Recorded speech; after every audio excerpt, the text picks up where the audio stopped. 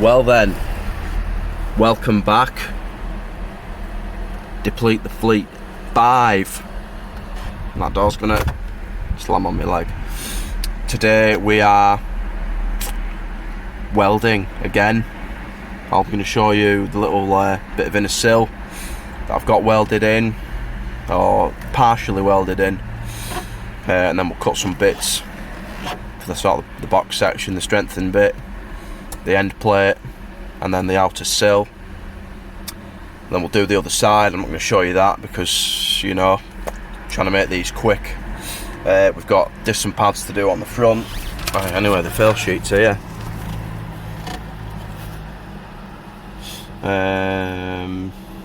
Yeah, pads on the front, but the discs were advised. 2 tyres, offside front, near side rear. Indicator not working, I'm not worried about that. And then brake pipe or something, front to rear, corroded or covered in grease or other material. Obviously the tester couldn't see the state of the pipe, and they're not allowed to sort of go to town on them basically. So if they are, they could be fine. They could just have been, you know, treated in the past, or they could have been treated to hide something, so we will see. Right then, the welder's out. I've just welded in this bit of inner sill. I've welded it along this sort of inner edge.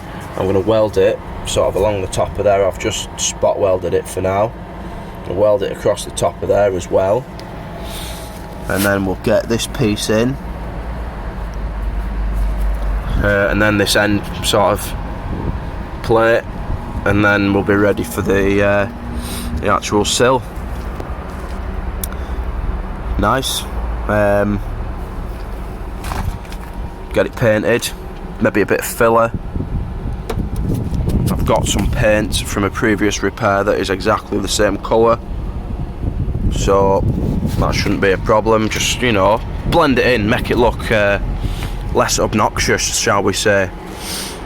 So yeah, let's get welding. Nope. Ready. Oh.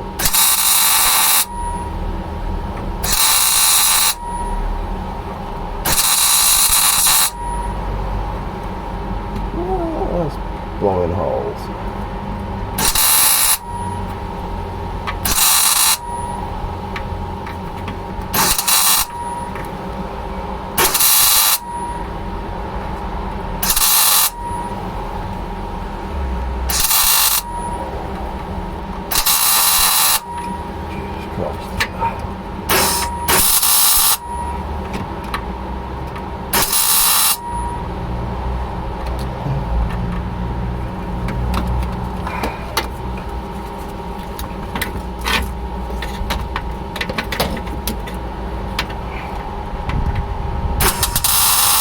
How bad is that then?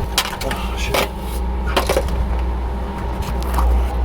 What we're dealing with, can we see?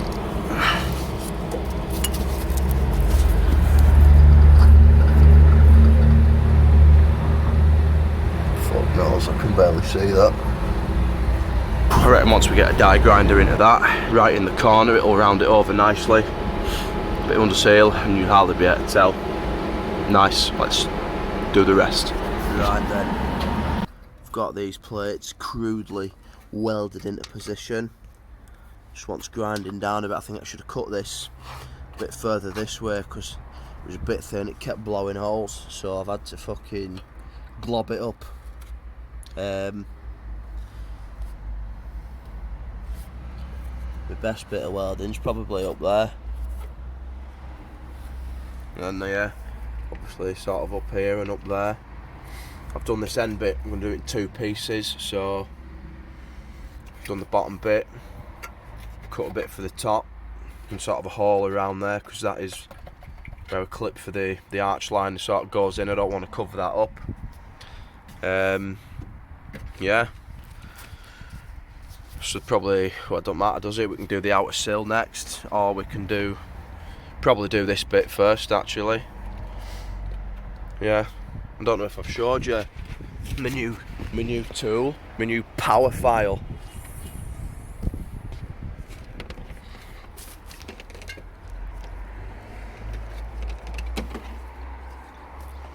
Black & Decker. Obviously, I couldn't get the grinder into somewhere. Where couldn't I get my grinder into? When I was welding this inner sill on, I couldn't get it sort of in there. So I had a look on the internet and I'd seen this 45 quid from B&Q. So I thought, well, I'll have a nip down, see what they've got in. Yeah, got there, 35 quid. And obviously with my trade discount, another 5% off, so £33 something for that. And yeah, oh shit. Yeah, I'm gonna say probably the best £33 that I've spent this year. Bold statement. There was some complaints on the reviews that the belt kept slipping off. Now I only noticed it today when I was sort of doing in here, and it was kind of catching and skipping and sort of flicking me all over the spot. So yeah, but I mean, when I was doing there, I've used it maybe 2 or 3 times before today and I've had no trouble since. So yeah, obviously if it's catching and fucking bouncing around everywhere, there's every chance that that belt's going to slip off. So I just think the operator wasn't using it properly. But yeah, I'd recommend one of them. One thing I'll say is about sort of getting this curve. I've still got a bit of the old sill, so I just sort of offered that back up into sort of position where I'd cut it from. And if we look there, we've got quite a nice curve, and I'll follow that with the new sneeze. I'll follow that with the new new bit of metal that we're going to put in there. So that'll look half decent once, you know, it's all undersealed and that. Not a bad job. To be honest, probably spending more time on it than it's worth, but yeah, I need it to look right. This outer sill, that previous time just looked a bit of a mess, so I want to do a bit of a better job, make it look seamless almost is what I'm going for. Right then. Less talk, more fucking work. Got my template there. Just need to clean it up a bit more with the power file. Yeah, cut it out of some tin. You know, we've kept that hole there, it's going to be decent.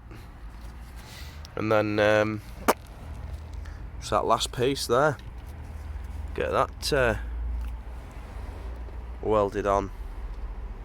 Not bad, not bad.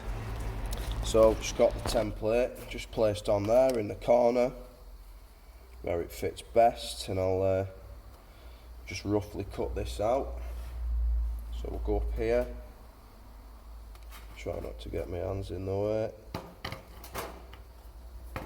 Just follow, oh shit.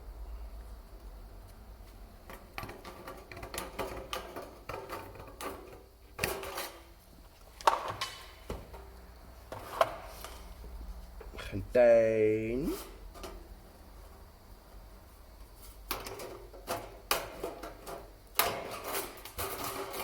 so that's that, the rough sort of square rectangle. Then we're just gonna snip there and then snip down here,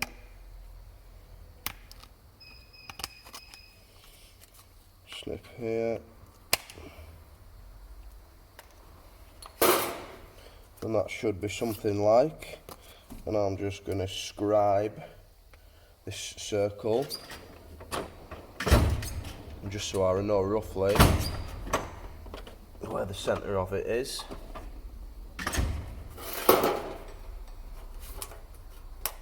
Just got a little pick, I'm just going to just roughly go around it.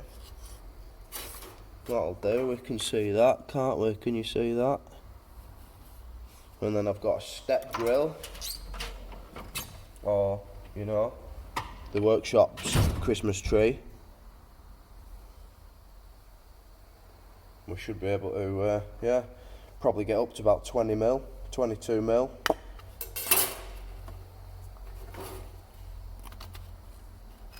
$28 mil, 30 mil. Yeah, with that. Let's do that now. So, just going to grip this in the vise, just as low down as I can. Try and stop the plate bending. And then, ideally a centre punch, but you know, because it's a pretty rough job. In fact, we don't need a centre punch, that's fucking done it nicely.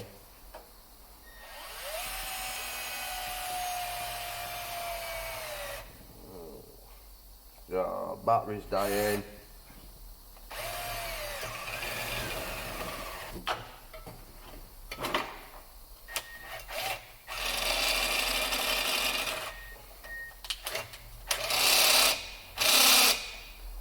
That on fucking hammer, no.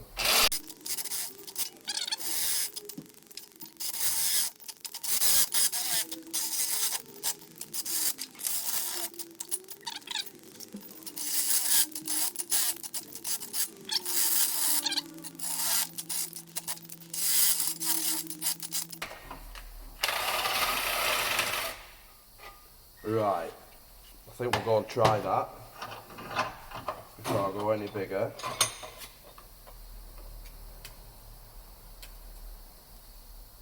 But that should be nice, hopefully it's in the right place. Hey, I don't think that's going to be too bad. Just need to sort of put this crease in it there, and it should sit nicely up against. We might have to go the next size up, but we'll see. Can I do it with fingers? Pretty much. Finish it off with the hammer. Yeah, I think we'll need to go the next size up with that. It's not quite sitting right. Bear with. Right then, another thing I'm going to do. Well, another thing I've already done. This tin has been around the workshop for a few months, so it had some surface corrosion. So I've used the flat wheel on the grinder to clean it up. And I've just got some weld through primer, which I'm putting on the back side, just to help prevent corrosion in the future, really. Used a bit of brake cleaner just to degrease this off. Mainly because you can't get in once you've welded it up. It's sort of sealed in there and you'll never get in to get any undersealing. And I would think putting underseal on beforehand, as soon as you go to weld it, it's just going to sort of melt or catch fire. Whereas this stuff, obviously, is designed to be welded through. So there we are, we'll let that dry. And then, on another day, probably tomorrow, we'll get that bit welded in. And hopefully get the bit of the outsill cut, shaped, and maybe tacked and even welded in properly.